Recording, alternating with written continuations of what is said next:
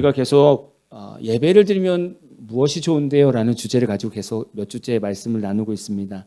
이전 말씀을 좀 생각해 보면 예배를 드리면 무엇이 좋습니까? 라고 하면 믿음을 갖게 되고 믿음이 왜 좋은지를 알게 됩니다. 라고 말씀을 나눴어요. 그래서 그 믿음 안에서 많은 후손의 복도 있고 넘치는 복도 있고 인재가 나오는 가문이 된다고 말씀을 나눴습니다. 두 번째는 예배를 드리면 어두운 삶의 출구 예수 그리스도를 알게 된다고 나눴어요. 그 안에서는 예배를 드리면 지옥에 가지 말라는 경고 소리를 듣게 된다고 말씀을 들었고요. 세상에 있을 때 나를 힘들게 하는 죄는 매 주일 예배 때마다 끊어진다, 완전히 끊어진다라는 것을 전했습니다. 그리고 세 번째는 어둠이 떠나는 것뿐만이 아니라 이 세상 모든 만물에서 승리하는 인생을 살아간다라고 말씀을 나눴습니다. 지난주는 부활절 때문에 이제 그렇게 나눴고 지지난주 본문이 오늘이었습니다. 로마서 12장 1절부터 2절 말씀이 지지난주 말씀이었는데 이 말씀은 결국 우리가 일평생 그냥 산 제물로 늘 깨어있는 예배를 드리라는 겁니다. 그럼 그게 1절인데 2절은 뭐라고 얘기하는 거냐면 그렇게 살아있는 산 제물로 예배를 드리면 그리스도인들이 가져야 되는 삶의 자세가 나온다는 거예요. 이렇게 도덕적으로 윤리적으로 이런 기초로 해서 이런 신앙의 자세를 가지고 살아라 라고 얘기하는 거예요. 근데 저는 이렇게 표현하고 싶어요. 온전히 예배 드려지면 로마서 12장 2절대로 살아갈 수밖에 없다라고 표현하고 싶어요. 그래서 오늘 말씀을 가지고 세 가지를 좀 표현하고 싶습니다. 또 설명을 드리고 싶은데 아마 1번이 제일 길 것 같아요. 1번. 그 다음에 2번, 3번이 제일 짧아요. 왜냐하면 1번이 돼야 2번이 되는 거고 2번이 돼야 3번이 되는 거거든요. 그래서 1번에서 소화가 안 되면 사실 2번은 힘들어지는 거고 3번은 아예 꿈도 꾸면 안 되는 그런 말씀입니다. 첫 번째, 예배를 드리면 이 시대에서 변화를 받지 말라, 변화를 본받지 않게 됩니다. 이 시대에 변화를 본받지 않게 된다는 것이죠. 본받지 말고라는 원어를 보면 스케마라는 말을 씁니다. 이 스케마라는 말은 외형을 얘기해요. 외형. 예를 들면 어릴 때, 젊을 때, 늙을 때 보면 외형이 다 달라지잖아요. 이런 걸 표현한 겁니다. 그래서 세상이 이만큼 변한다는 거예요. 그래서 바울은 이렇게 변화되는 세상을 담지 마라. 이렇게 말하는 거예요. 본받지 말라는 건 세상이 많이 바뀌는데 거기를 담지 말라는 거예요. 그 외형을 담지 말라는 겁니다. 요즘 세상이 얼마나 빨리 변하고 있습니까? 문화도 그렇고요. 너무 빨리 변하죠. 예전을 생각해 보면 저 학생 때 생각해 보면 사실 핸드폰도 상상을 못했어요. 그리고 학생들한테 핸드폰 중독 이거 설교할 거라고는 상상도 못했어요. 근데 요즘은요. 이제 중고등부 사역자들이 핸드폰 중독에 대해서 설교를 할 수밖에 없어요. 미디어에 대해서 설교를 할 수밖에 없어요. 이제 그만큼 문화가 많이 바뀌었다는 겁니다. 버스 정류장에 가도요, 사람들이 대화할 사람들이 있어 다 핸드폰 보고 있어요. 너무 그 장면이 너무 슬픈 거예요. 지하철 가면 다 핸드폰이 쫙 나열되어 있어요. 이제는 핸드폰이 없으면 불안하죠. 미디어가 그만큼 발전한 겁니다. 세상이 그만큼 바뀌었다는 거예요. 그래서 우리 삶도 자연스럽게 우리도 모르게 어느 순간 핸드폰이 자꾸 우리 손에 와 있어요. 나도 모르게 바뀐 거죠.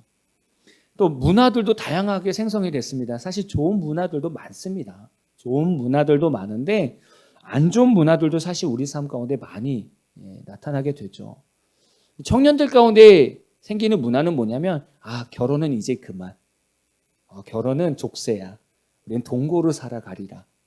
이게 이제 청년들 문화. 왜냐하면 결혼하면 어쨌든 간에 애에 대한 어떤 그런 부담감도 있고요. 또 서로 뭔가 배려해야 되는 이런 부담감이 있는데 동거는 살다가 안 맞으면 헤어져도 자력이 아무것도 안 남잖아요. 주민등록 등본 떼어도 아무것도 안 남고 그렇게 편하게 바뀐다는 거예요. 근데 하나님 보실 때 이게 어떻겠냐 이거죠. 이게 다 간음이잖아요.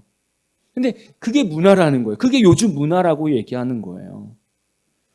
동성애도 마찬가지입니다. 늘 우리 교회에서 막 얘기하지만 얼마나 이게 미화가 돼 있습니까? 이제 드라마에서도 나오고 그런 연예인들도 많이 활동하고 있고 이제 젊은 사람들은 그게 어때서 이렇게 되는 거예요. 저희가 캐나다 갔다 왔지만 거기는 중성 화장실도 있어요.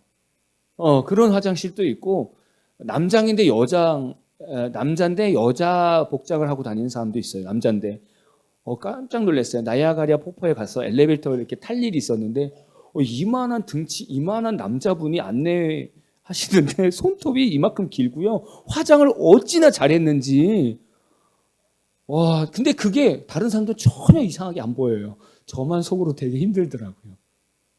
근데 그게 문화라는 거예요. 시대가 이제 그렇게 변화되고 있어요. 근데 그걸 다 받아들이고 있어요. 근데 뭐 다원주의는 뭐 이제 뭐 흔합니다. 다원주의는 우리가 조금만 한 발자국만 옆으로 가면 이제 우리가 포용이라고 얘기하지만 포용에서 한 발자국만 옆으로 딱 가면은 다원주의가 돼버려요. 다 수용한다는 거죠. 목회자들도 조심해야 돼요. 목회자들도 다 협력해서 같이 살아가는 인생이다라고 얘기하지만 거기서는 예수 그리스도 외에 또 이렇게 배제해야 될 부분들이 많은데 이걸 다 포용한다는 거예요. 자칫 잘못하면 이게 다원주의가 됩니다. 사실 겉에서 볼 때는 사람들이 볼 때는 야 우리 목사님 넓어 마음을 넓어 참 포용력이 넓어 이렇게 생각할 수 있지만 실질적으로 본다면 거기는 예수 그리스도의 십자가가 와야 되고 다른 종교들이 들어올 수 있는 루트가 된다는 거예요. 이런 문화들로 지금 변하고 있습니다. 최근 뉴스 보니까 청소년들 사이에서 마약이 심각해졌어요. 마약 파는 것도 있고요. 그럼 월급도 많이 받는데 알바비를 많이 받는데요. 근데 투약하는 것도 심각해졌어요. 마약 많이 먹는다고 합니다. 왜 그렇게 변했을까요? 이런 걸 생각해 봐야 돼요. 우리는 이런 걸 생각해 봐야 돼요. 근데 이제 지금은 이게 쇼크하잖아요. 근데 조금 있으면 이게 또 미국처럼 당연시 될 수 있다는 거예요. 이런 문화 자체가. 어떤 뉴스 보니까 이제 미국은 이런 마약이라든가 이런 데 손을 댈 수가 없대요. 그래서 아예 그런 에어리어를 만들었대요. 거기다 다 몰아놓은대요. 하도 많으니까. 이 시대가 이렇게 변하잖아요. 그럼 이 상황에서 그리스도인들은 어떻게 살아야 되냐 이거죠. 점점 우리 가치관들은요 개인적인 가치관들로 바뀝니다. 그래서 이제는 뭐 희생, 헌신 바랄 수도 없는 시대가 돼버렸어요. 누군가가 나를 마음으로 정말 대해준다, 도와준다 이런 시대가 점점 사라지고 있습니다. 참 슬픈 시대가 아닌가라는 생각이 들어요. 하지 말라고 하는 거는 더 하잖아요. 학벌이 이제 높아지고 뭔가 지성인들이 살고 있지만 관광지에 어디 가면 하지 말라는 건 다 하고 있어요, 사람들이. 우리 죄성 때문에 그래요. 다. 안 변합니다. 이렇게 시대들이 변하고 있어요. 이런 변화되는 삶 가운데서 주님은 뭐라고 하실까라는 거죠. 이렇게 여러 가지 문화가 변화되고 있는데 그 삶 가운데 예배 가운데는 주님께서 뭐라고 말씀하시겠냐 이거죠. 그 얘기는 뭐냐면 변하지 말라는 거예요. 세상은 변하지만 너희들은 거기를 본받지 말라는 거예요. 변하지 말라는 것이죠. 말씀을 붙들고 기도했어요. 새벽에 하나님한테 도저히 이 말씀을 어떻게 전해야 될지 하나님 모르겠어요. 이걸 어떻게 예배에 적용해야 될지. 근데 하나님께서 이렇게 말씀하시는 거예요. 이 세상의 문화에 대해서 담지 말라는 말을 하나님께서 어떻게 표현하냐면 나는 너희들이 플레인 요거트 같은 인생이 되기를 원한다. 이렇게 표현하시는 거예요.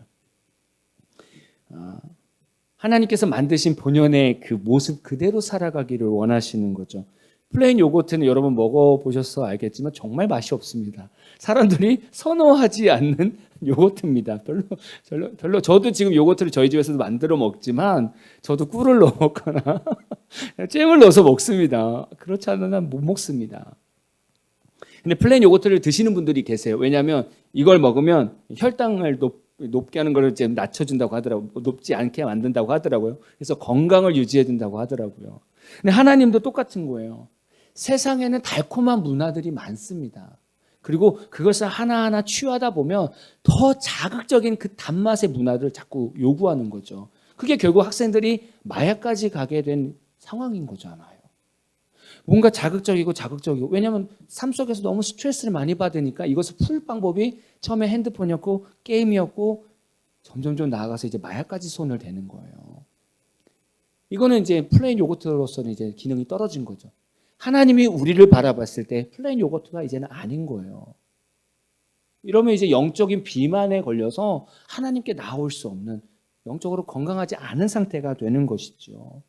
그래서 우리 성도들에게 오늘도 말씀하고 있는 거예요. 너희들이 예배를 드리면 플레인 요거트가 되는 거야. 이렇게 말씀하는 거예요. 세상에 따라가지 않는 인생이 될 거야 라고 말씀하는 거죠. 출애굽 1세대 우리 이스라엘 백성들을 한번 보면 하나님께서 애굽의 고센 땅이라는 곳에 야곱 식구를 넣어놨어요. 그 의도가 무엇이었을까요? 그 의도는 너희들이 여기서 성장하면서 이스라엘 백성을 만들어나 세워나, 이게 의도였어요. 그러면 너희들이 잘 세워지면 나는 가나안 땅이라는 축복의 땅을, 아브라함에게 약속했던 이 가나안 땅을 너희들한테 줄 거야. 이게 하나님의 의도였어요. 430년 정도 시간이 지나면서 이들이 출애굽을 했습니다. 출애굽을 하고 나서 온통 원망과 불평, 금송아지 만들고 이렇게 생활했어요. 왜 그랬을까요? 이들이 애굽에서 살면서 한 10몇 가지 있는 우상을 배운 거예요. 그냥 습득한 거예요. 왜? 문화니까. 눈 떠보니까 애굽의 우상들이 이렇게 다 있는 거예요. 닮아가죠. 이스라엘 백성들이 자녀들한테 가르쳤어야 되는 거예요. 이거 우상은 배우면 안 돼. 이렇게 가르쳐서 쭉 대가 내려왔어야 되는데 자연스럽게 배운 거죠. 그리고 나서 출애굽해서 광야 생활을 지내면서 이제 가나안 땅 앞에 왔을 때 결국 그들의 삶은 어떤 것만 남았냐면 애굽에서 닮지 말아야 되는 그 시대의 문화를 분별하지 않고 본받았다는 거예요. 그래서 결국에는 금송아지를 만들어낸 거고요. 그 금송아지 같은 우상이 우리 안에 있으면 어떤 문제를 만드냐면 원망과 불평을 하게 만듭니다. 하나님과 자꾸 이 안에서 대항하게 만들어요. 그래서 자꾸 원망 불평이 나오는 거예요. 그래서 출애굽 1세대가 들어가지 못하게 된 겁니다. 하나님께서 원하시는 삶을 살아내지 못한 이스라엘 백성의 일대의 결과가 그건 거예요. 다 광야 40년 동안 다 죽게 된 겁니다. 결국 똑같잖아요. 우리가 이 땅에 살면서 하나님께서 이 땅에 놔두신 의도가 무엇인가 파악하는 게 먼저잖아요. 근데 우리도 똑같이 이스라엘 백성처럼 애굽에서 사는 것처럼 이 세상 문화를 닮아가면서 살고 있다는 거예요. 이런 인생이 어떻게 가나안 땅을 들어가겠습니까? 하나님이 약속하신 우리 가정만의 그 계획 안에 우리가 어떻게 들어가겠습니까? 그래서 성경은요, 세상과 벗된 것이 하나님의 원수라고 말하고 있어요. 야고보서 4장 4절 보면 가늠한 여인들아 세상과 벗된 것이 하나님과 원수됨을 알지 못하느냐. 그런즉 누구든지 세상과 벗이 되고자 하는 자는 스스로 하나님과 원수되는 것이니라. 아까 제가 말씀드렸잖아요. 이스라엘 백성 일대가 하나님의 백성이지만 실질적으로 그 내면을 보니까 애굽의 문화가 훨씬 더 그 안에 젖어드는 거예요. 그러니까 하나님과 원수 될 수밖에 없었던 거죠. 이게 결국 이스라엘뿐만이 아니라 우리 삶에도 이게 나타날 수밖에 없다는 거예요. 그래서 바울이 그렇게 얘기하는 거예요. 이 세대를 본받지 말라는 거. 그 성경 당시가 아니라 이거는 계속 그 세대마다 이 말씀은 계속 선포된다는 거예요. 2023년 지금에도 우리 세대들한테 똑같이 말씀하는 거죠. 이 세대를 본받지 마라. 이렇게 말하는 거예요. 그 본받지 말라는 이 바울의 의도는 이렇습니다. 너희 생활이 이 세상의 온갖 유행에 맞추지 마라. 주위의 색깔을 따라 변하는 카멜레온과 같이 되지 마라. 세상과 함께 행하지 마라. 세상이 네가 무엇이 될지를 결정하지 않게 만들어라. 우리의 생활 태도라든지 거동, 처신이 세상을 따라서는 안 된다는 것입니다. 사도 바울이 이 의도로 이 말씀을 했다는 거예요. 되게 더 마음에 와닿지 않습니까? 요즘 세상이 얼마나 많이 바뀌었습니까? 그 사이에서 사실 성도들은 상당히 고민이 됩니다. 어떻게 살아가야 되는가? 그래서 아까 말씀드렸던 거예요. 1번이 소화가 안 되면 2번으로 넘어갈 수가 없는 거예요. 내가 세상의 문화에서 내가 바뀌지 말아야지라는 명확한 이런 어떤 주관이 없으면 늘 흔들릴 수밖에 없다는 겁니다. 그럼 예배 나오면 예배에서는 뭐라고 하냐고요? 그래, 세상 문화들 열심히 따라가시면서 지치지만 마십시오. 이렇게 얘기합니까? 그렇지 않다는 거예요.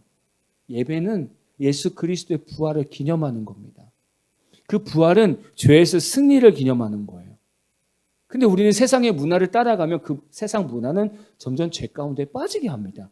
그러니까 뭔가 반대되는 인생을 사는 거예요. 그러니까 예배에 나올 때마다 사실 우리 삶은 계속 세상과 구별이 될 수밖에 없다는 것이죠. 하나님은 예배 가운데 우리에게 사랑을 베푸시면서 이렇게 말씀하는 거예요. 나는 너희가 좋은 집에 사는 걸 원치 않아. 세상에서 성공하는 거 그거 나는 생각지도 않아. 왜? 그것은 나는 너희들한테 얼마든지 줄 수 있는 하나님이니까. 나는 너희들한테 원하는 것이 무엇이냐면 나는 너희들이 세상에서 구별된 거룩한 사람으로 세워지는 그 한 사람으로 되는 것이 나는 너무 좋아. 하나님의 마음이에요. 하나님은 우리가 뭐 100평에서 산다고 해서 이야 너 진짜 훌륭하다 이렇게 하시는 게 아니라는 거예요. 오히려 세상이 막 어두워질 때 그 안에서 거룩하게 살아가는 그 사람을 보면서 그래 나는 너가 너무 좋아 이렇게 얘기하는 거예요. 아까 우리 플레인 요거트 말씀드렸지만 결국 플레인 요거트는 사람들이 잘 선호하지 않는 요거트라고 말씀드렸어요. 플레인 요거트는 거룩한 사람입니다. 거룩한 사람으로 되어가는 사람은 세상에서 요구하지 않아요. 되게 심심해. 술도 안 먹고 담배도 안 피고 막 단란주선도 안 가고 무슨 재미로 살지? 플레인 요거트잖아요. 근데 결국에는 하나님께서 이 거룩한 삶을 세워서 결국 그 세상 사람들 위에 두신다고요. 그래서 쓰시는 거예요. 근데 그때까지는 조금 남들한테 인정받지 못하고 조금은 소외되더라도 그때까지는 견디고 싸워서 나가야 되는 거예요. 하나님은 먼저 우리한테 그걸 요구하시는 거죠. 이러한 은혜가 예배 가운데 있습니다. 이게 1차예요. 1차는 예배 드리면서 세상에 이렇게 살면 안 돼. 이게 1차라면 2차는 뭐냐면 마음의 변화가 생긴답니다. 마음의 변화. 여기서 말하는 변화는 뭐냐면 모르페라고 얘기합니다. 모르페. 앞에서는 세대를 본받지 말고라고 얘기했지만 마음을 새롭게 변화받아. 여기서 변화되는 것은 모르페라고 얘기해요. 이것도 똑같이 모형을 얘기합니다. 외형. 그런데 약간 달라요. 앞에 스케마는 실제적으로 눈에 보이는 이제 외형적인 부분이 변화를 말한다고 한다면 이 모르페는 우리 내면의 기질을 얘기합니다. 이 기질. 어떤 사물의 본질 요소를 얘기를 하는 거죠. 그래서 사도 바울은 계속해서 변화를 받으라고 얘기합니다. 쉽게 얘기한다면 성도는 계속 내면의 변화가 있어야 된다는 거예요. 우리가 사는 동안 바뀌지 말아야 될 것이 있고 바뀌어야 될 것이 있는데 바뀌지 말아야 되는 것은 아까 말씀드렸던 스케마, 외적인 삶 속에서 나는 변하지 않아야 돼요. A로 변하면 나도 A로 변하고 세상에 B로 변하면 내가 B로 변하고 이런 삶이 아니라 거기서는 변하지 않아야 돼요. 근데 지금 두 번째 말하는 것은 모르페. 이거는 내가 하나님을 만나면 만날수록 내 지금 현재의 모습보다는 더 예수를 닮아가는 모습으로 변해가야 되는 겁니다. 이거는 변해야 돼요. 근데 되게 재밌는 거 뭐냐면 우리 이제 솔직하게 얘기하면 우리 많은 그리스도인들이 이걸 거꾸로 생활합니다. 그렇죠? 솔직히 말하면 거꾸로 생활해요. 세상 변화는 되게 예민하게 반응하지만 예수님을 닮아가는 데 있어서는 상당히 부담스러워합니다. 잘 안 바뀐다는 얘기예요. 그래서 사람들이 뭐라고 얘기하냐면 성격과 성향이 안 바뀐다고 얘기합니다. 아니에요. 그럼 하나님도 정말 우리 성향과 기질과 성격을 못 바꾸시는 하나님에게 있느냐? 아니라는 거예요. 하나님은 충분히 바꿀 수 있는 분이라는 거죠. 우리가 거듭남이라는 말을 들어봅니다. 그죠? 거듭남이라는, 우리 제자훈련 때도 들었는데 거듭남. 거듭남이라는 것은 원죄를 가지고 그냥 불신자로 살다가 뭐 전도에 의해서든 어떻게든 친구에 의해서든 교회에 나와서 말씀을 듣다 보면 처음에는 잘 이해가 안 됐죠. 용어도 어렵고 다 어렵습니다. 근데 어느 순간 갑자기 옆에 친구, 예수 믿지 않은 친구가 갑자기 꺼이꺼이 우는 것을 보게 될 거예요. 그게 뭐냐면 갑자기 내 귀에 말씀이 들리면서 내가 죄인이라는 것을 깨닫게 됩니다. 그러면서 회개를 하게 되죠. 이때가 거듭남이라고 표현합니다. 처음 내가 죄인이라는 것을 깨달았을 때 그걸 거듭남이라고 하죠. 물론 이렇게 거듭났을 때도 우리 삶에는 많은 변화가 있습니다. 변화는 있죠. 근데 그것만 가지고서 우리가 어떤 성화의 단계다라고 표현할 수는 없습니다. 이 단계는 다 있죠. 근데 이러한 모습을 보면서 많은 사람들이 뭐라고 하냐면 교회를 다녀도 소용없어. 아직 그 사람은 변화되고 있는 중이에요. 아직 기초입니다. 근데 교회 다녀도 소용없어라는 말을 우리 그리스도인들이 많이 듣습니다. 왜냐하면 하나님은 만났지만 더 이상 성장되는 부분들이 안 보이기 때문에 그렇죠. 근데 이런 부분에 대해서 제가 이제 기도할 때 하나님께서는 이렇게 설명해 주시더라고요. 이 부분을 제 마음속에 하나님 주신 하나님의 음성이 이랬어요. 원죄 가운데 있던 너희는 나의 성품을 닮을 수 없다. 그러나 원죄가 해결이 되고 너희가 나의 자녀가 되고 너희가 내 안에 거하고 내 말이 너희 안에 거하면 하나님의 성품으로 변화될 것이다. 그것이 성령의 9가지 열매다. 이렇게 딱 정리를 해주시는 거예요. 그러니까 성도들이 계속 변화되지 않는 이유는 하나님의 말씀에 거하는 시간보다 그 퍼센트보다 세상의 죄 가운데 거하는 퍼센트가 훨씬 더 많기 때문에 하나님의 성품을 닮을 수가 없는 거예요. 그래서 불신자들이 보았을 때도 별로 도전이 안 되는 거죠, 사실은. 근데 바울은 오늘 말씀에서는 이건 계속 변화돼야 된다고 하는 거예요. 다시 말하면 예배 때 계속 변화될 수밖에 없다는 거예요. 우리가 이렇게 살다 보면 어렸을 때부터 쭉 자라오면 그 환경에 맞게 그 사람들은 성격이 변하기 시작합니다. 예를 들면 예수 믿지 않은 아버지 밑에서 술을 많이 드시고 막 어머니도 때리고 막 이렇게 이런 폭력적인 아버지 밑에서 자라는 아이들은 또 그렇게 방어적으로 큰다는 거예요. 그리고 결국 자기도 커서 닮아간다는 거예요. 이게 인생의 굳은 살입니다. 어떻게 하다 보면 거기서 살아남는 방법을 스스로가 터득한 거죠.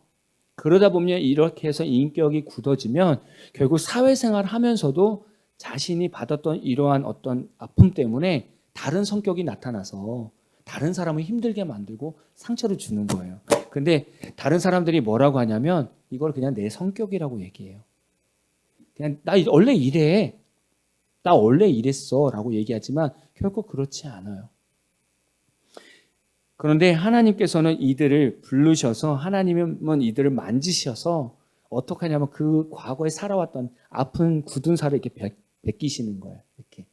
그리고 야들야들한 피부로 만들어주세요. 이걸 뭐라고 표현하냐면 연단이라고 표현하는 거예요.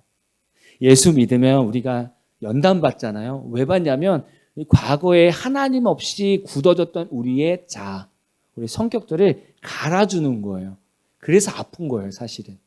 우리 못난 부분을 예배 가운데 말씀 가운데 막 받으면 마음이 찔리고 답답하잖아요. 그게 과거에 내 마음에 굳었던 말씀들이에요. 마음 이렇게 삶들이에요. 그걸 말씀으로 벗겨주는 거예요. 얼마나 쓰라립니까? 이거 연단이라고 표현하는데 로마서 5장 4절은 이 연단이 얼마나 소중한지를 말씀하고 있어요. 로마서 5장 4절은 인내는 연단은 소망을 이루는 줄 알미로다. 결국 우리가 계속 하나님 안에서 기다리면서 연단받으면서 또 기다리고 연단받고 하다 보면 결국 가정에 소망이 생기고 내 안에 소망이 생긴다는 거예요. 여러분 생각해 보세요. 술 먹고 막 소리 지르고 때리고 이런 까칠한 남편이 있다고 생각해 보세요. 선택하십시오. 1번 나는 그대로 산다. 2번 남편이 부들부들하고 야들야들한 남편이 됐으면 좋겠다. 당연히 2번이죠. 근데 방법은 이 안에 있다는 거예요. 우리가 열심히 기도해서 전도하고 그 남편이 예수 만나서 삶 속에서 하나하나 연단해서 그 과거의 굳은 살을 다 벗기면 그때는 야들야들한 남편이 돼서 그때는 정말 행복한 믿음의 가정이 된다는 거예요. 이게 소망 아니겠습니까? 이게 소망이잖아요. 아이들도 그 가정에서 숨 쉴 수 있지 않겠습니까? 그 술 먹고 까칠한 아빠 밑에서 어떻게 아이들이 숨을 쉴 수 있겠어요?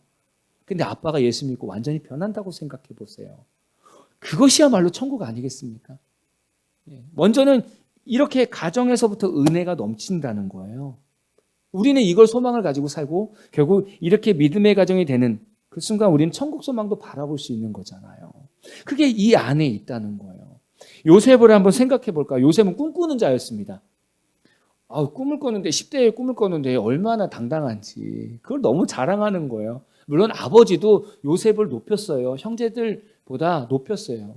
채색 옷을 입혔다는 것은 신분 자체가 바뀌었다는 얘기래요. 그러니까 형제들이 함부로 할 수 없는 그런 아들이라는 거예요. 11번째 아들이지만 아빠가 얘는 내가 엄청 사랑하는 아들이니까 건들지 마. 이렇게 한 거랑 똑같은 거예요. 그래서 늘 형제들이 불편한 거예요. 근데 거기다가 그 멋진 꿈을 꿨으니 형제들이고 부모고 자기에게 인사하는 그 꿈을 설명하는데 형들이 얼마나 기가 막히게 들렸겠어요. 얼마나 싫게 들렸겠습니까? 근데 형들한테 팔려서 그렇게 훈련을 당하잖아요. 보디발의 집에서 종살이도 하고 또 감옥에 가서 감옥 생활도 하고 그리고 결국에는 애굽의 총리로 딱 세워지잖아요. 그리고 나서 가나안 땅에 가뭄이 있고 기근이 있으니까 형제들이 오네요. 야, 이러고 나서 나중에 이제 상봉을 하지 않습니까? 그러고 나서 요셉이 한마디를 하는데 정말 기가 막힙니다. 창세기 45장 5절 보니까 당신들이 나를 이곳에 팔았다고 해서 근심하지 마소서. 한탄하지 마소서. 하나님이 생명을 구원하시려고 나를 당신들보다 먼저 보내셨나이다. 저는 이 말씀은 요새는 완전히 성인이 되었다. 성인 군자가 되었다라고 생각하고 싶은 거예요. 우리라고 생각해 보세요. 형제들 날 버렸어? 내가 아프리카에서 막 채석장에서 막 돌을 캐면서 그러다가 어느 날 내가 우리나라 총리로 왔어. 형제도 어떻게 만들 것 같아요? 요셉이 총리가 됐는데 하나님의 마음이 다듬어지지 않았다면 형제들이 왔을 때 바로 밝힐 거예요. 나 네 동생인데 나 이렇게 됐어. 너네 나 버렸지. 얘네 다 죽여버려. 이거는 그냥 아주 인간적인 거라는 거예요.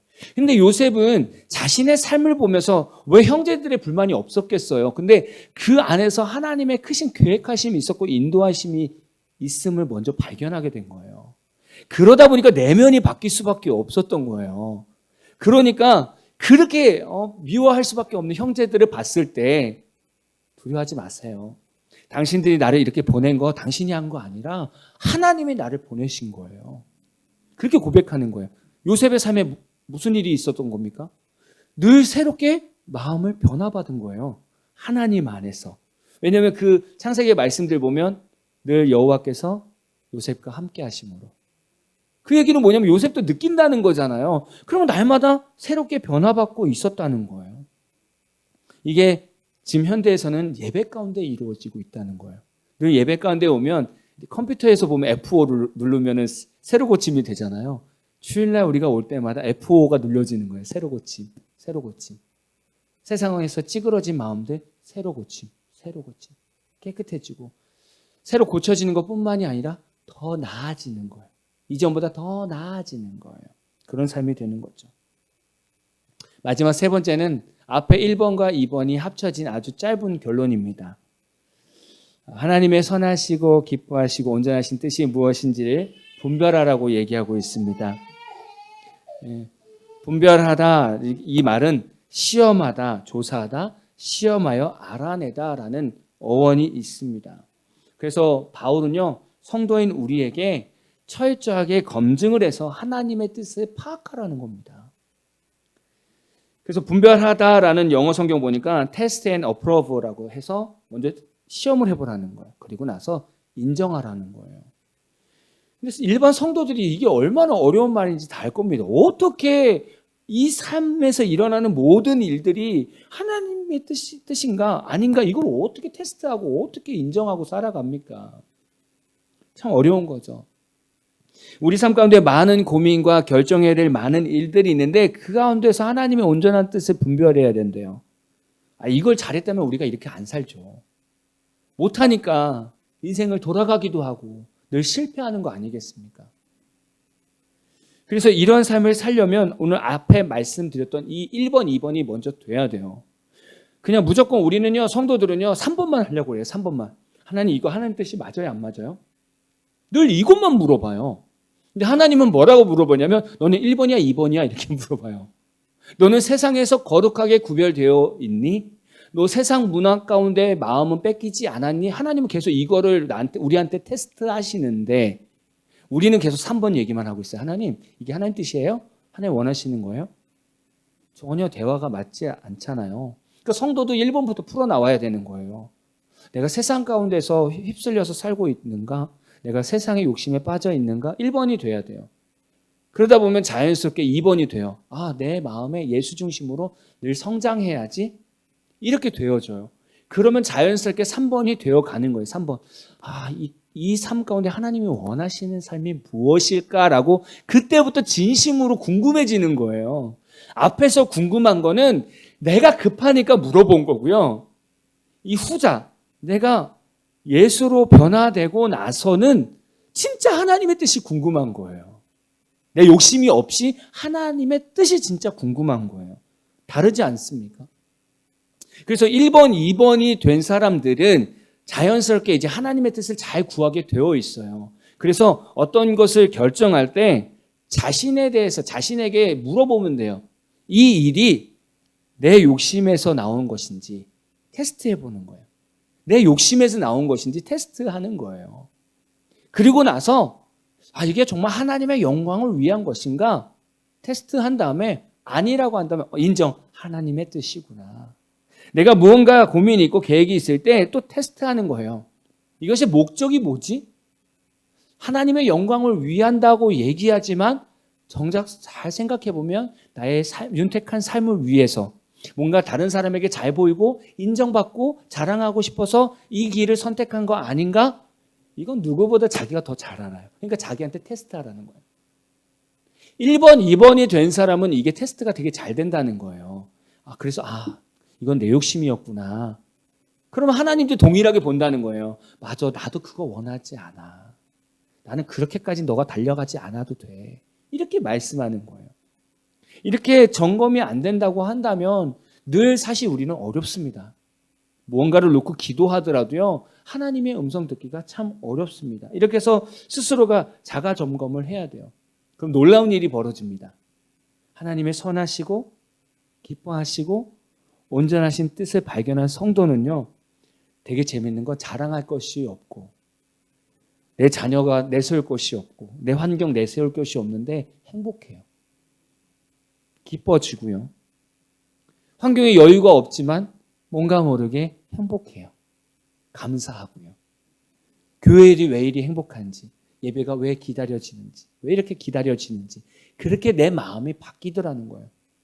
왜냐하면 하나님의 선하시고 기뻐하시고 온전하신 뜻은 세상 기준에 없기 때문에 그렇습니다. 근데 우리는 세상 기준에 두고 여기서 하나님의 뜻을 찾잖아요. 하나님의 뜻은 거기다 두지 않아요. 그러니까 우리가 하나님의 뜻을 찾는다는 것은 결국에는 이거를 다 초월해서 정말 하나님 눈으로 우리 삶을 바라보고 있다는 것과 같습니다. 그럼 얼마나 행복하겠어요. 작은 걸 줘도 얼마나 감사하겠습니까? 작은 거 줘도 이만큼 감사하는 삶이 되면 하나님이 그거보다 100배가 좋은 삶을 주시면 아주 우리는 다윗처럼 춤을 추겠죠. 하나님은 그런 삶을 원하시는 거예요. 여러분의 삶을 한번 점검해 보십시오. 나는 세상의 문화, 이 바뀌는 문화에 얼마큼 예민한가? 나는 과연 그 중심이 잘 세워져 있는가? 두 번째, 내가 세상에는 중심을 지켜 살지만 내가 하나님 앞에 갔을 때는 내 자신이 얼마큼 새롭게 늘 변하고 있는가? 예수를 닮아가고 있는가? 하나님을 닮아가고 있는가를 다시 돌아봐야 됩니다. 그리고 세 번째, 하나님의 선하시고 기뻐하시고 온전하신 뜻이 늘 내 삶 가운데 보이고 있는가? 이거는 사실 보여지게 될 겁니다. 1, 2번이 되면 3번은 조금 더 쉽게 여러분 삶 가운데 보여지게 될 겁니다. 여러분 오늘 예배에 나오셔서 이 세 가지를 들으셨는데 여러분 삶 가운데 이 세 가지가 계속 반복되면서 싸우는 인생이 되기를 소망합니다. 그래야 성숙해지는 그리스도인이 될 수 있습니다. 오늘 저와 여러분이 이러한 삶이 되기를 정말 결단하는 귀한 한 날 되기를 축복합니다.